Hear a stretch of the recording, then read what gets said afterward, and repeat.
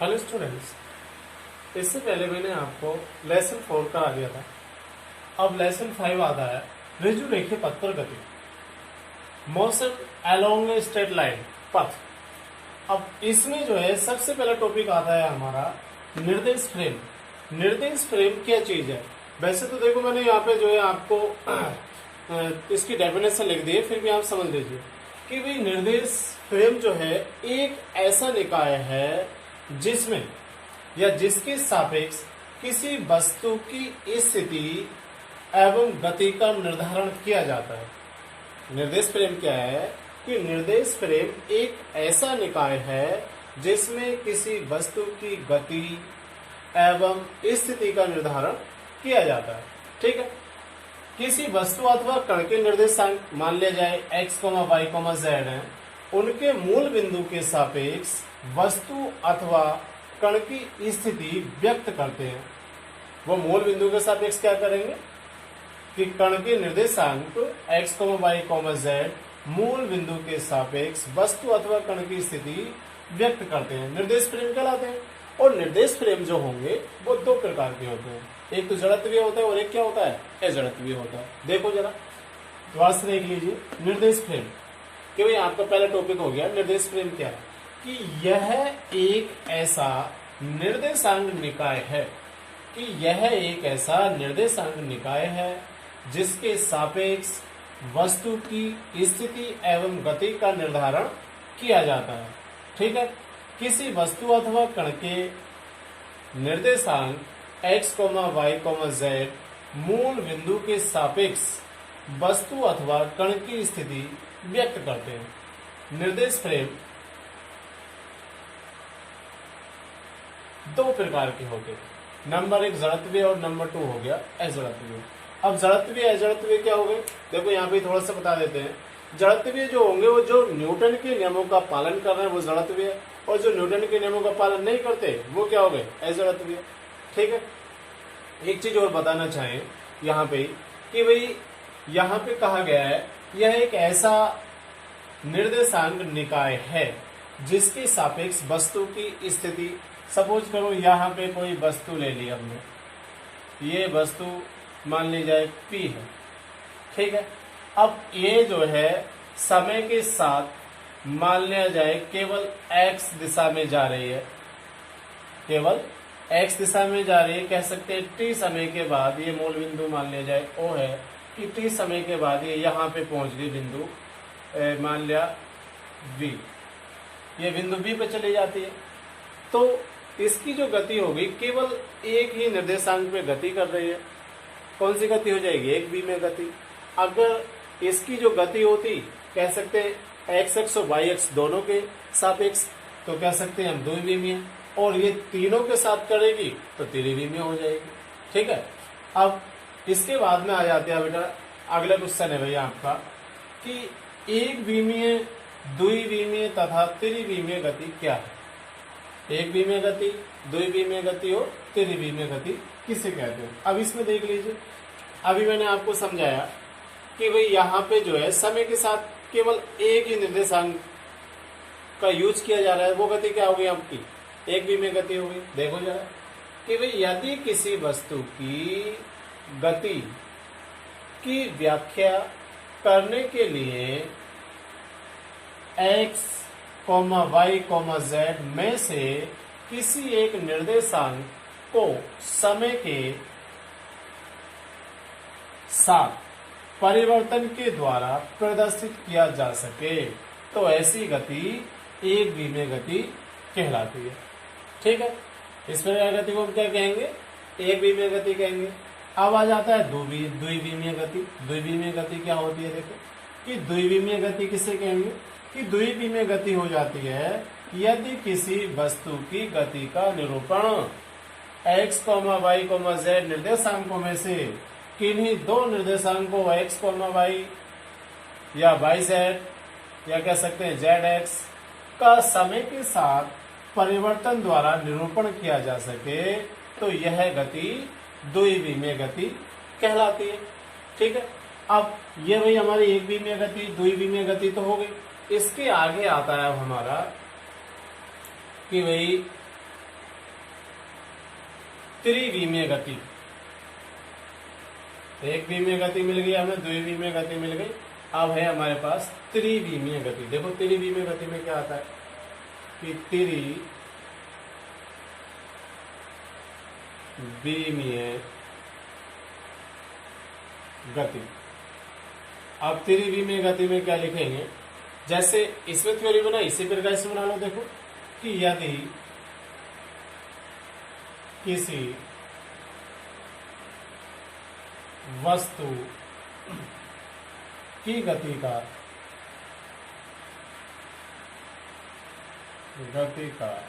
निरूपण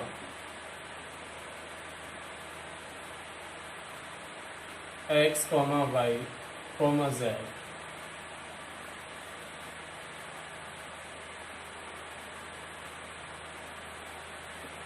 निर्देशांकों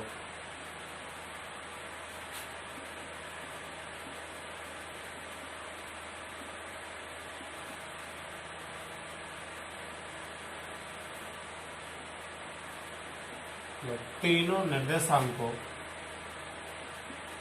को समय के साथ परिवर्तन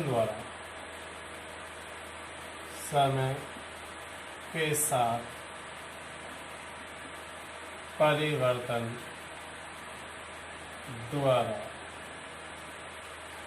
निरूपण किया जा सके।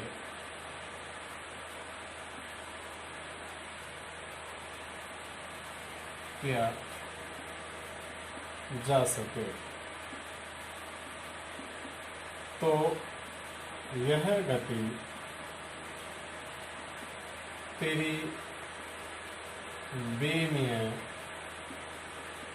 गति कहलाती है। ठीक है, अब इससे पहले देखो मैं बताना चाहूंगा आपको कि भाई एक विमीय में क्या है, केवल एक निर्देशांक को समय के साथ निरूपण किया जा रहा है। उसके बाद वो द्विविमीय क्या हो गई, जिसमें दो निर्देशांकों को समय के साथ निरूपण किया जा रहा है, द्विविमीय गति हो गई। अब आ जाती है त्रिविमीय गति। त्रिविमीय गति में क्या है कि तीनों निर्देशांकों को समय के साथ परिवर्तन द्वारा निरूपण किया जा सके, यह गति क्या कहलाएगी, आपकी त्रिविमीय गति कहलाएगी। ठीक है,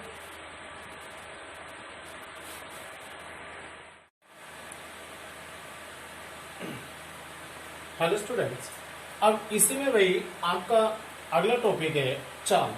चाल क्या होता है कि भाई चाल की जो परिभाषा है आपने हाई स्कूल में 9th में भी बहुत बार पढ़ रखी है, लेकिन और देखो जरा कि यहाँ पे जो है चाल की परिभाषा आ जाती है किसी वस्तु की स्थिति परिवर्तन का दिशा का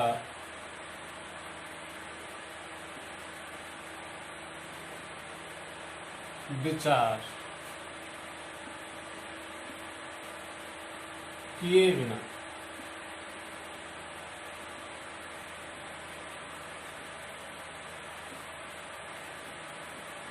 एकांक समय में चली दूरी को चाल कहते।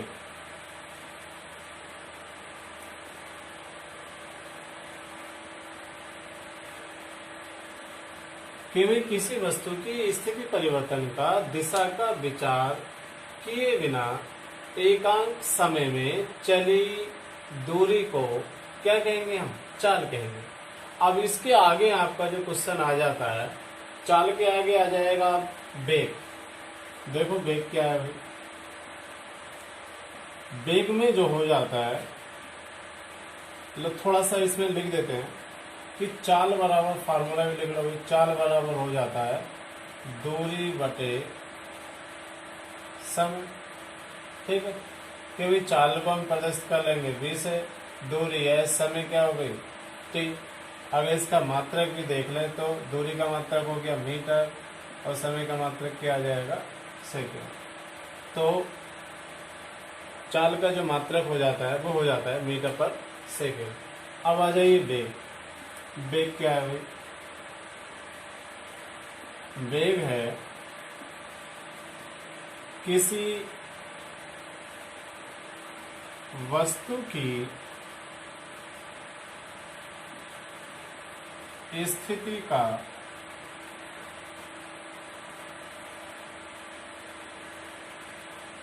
या स्थिति परिवर्तन का, स्थिति परिवर्तन का दिशा को ध्यान में रखते हुए, दिशा को ध्यान में रखते हुए एकांक समय में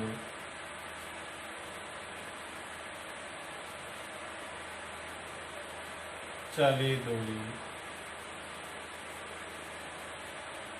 वेग कहलाती है।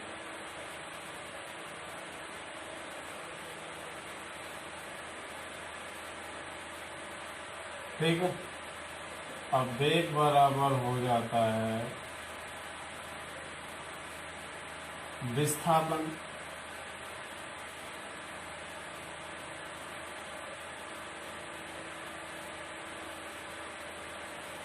बटे किसके आता है?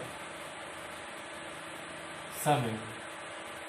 इसका मात्रक भी भाई सेम टू सेम उतना ही आएगा कि बिलो बी को भी हम प्रदर्शित कर लेंगे बी से ही, और ये भी हो जाएगा ऐसा बोलती, मतलब मीटर प्रति सेकंड।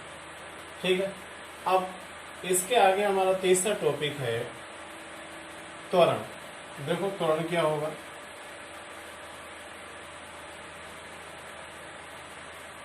त्वरण हो जाता है, डायरेक्ट लिख देते हैं लोग कि वेग परिवर्तन की दर को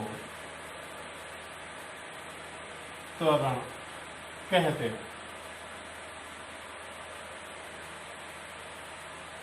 इसे स्मॉल ए से प्रदर्शित करते हैं।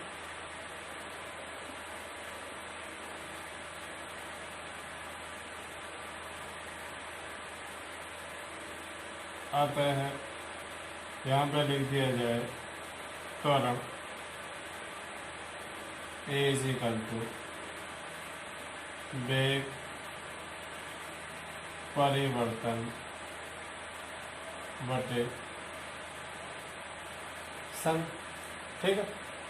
अब यहाँ पे जो है आपकी चाल, वेग, त्वरण तीनों की जो है परिभाषा आ गई। लेकिन एक चीज और कि यहाँ पे त्वरण का मात्रक और देख लो। त्वरण का मात्रक, तो त्वरण का मात्रक आ जाता है मीटर प्रति सेकंड स्क्वायर। ठीक है।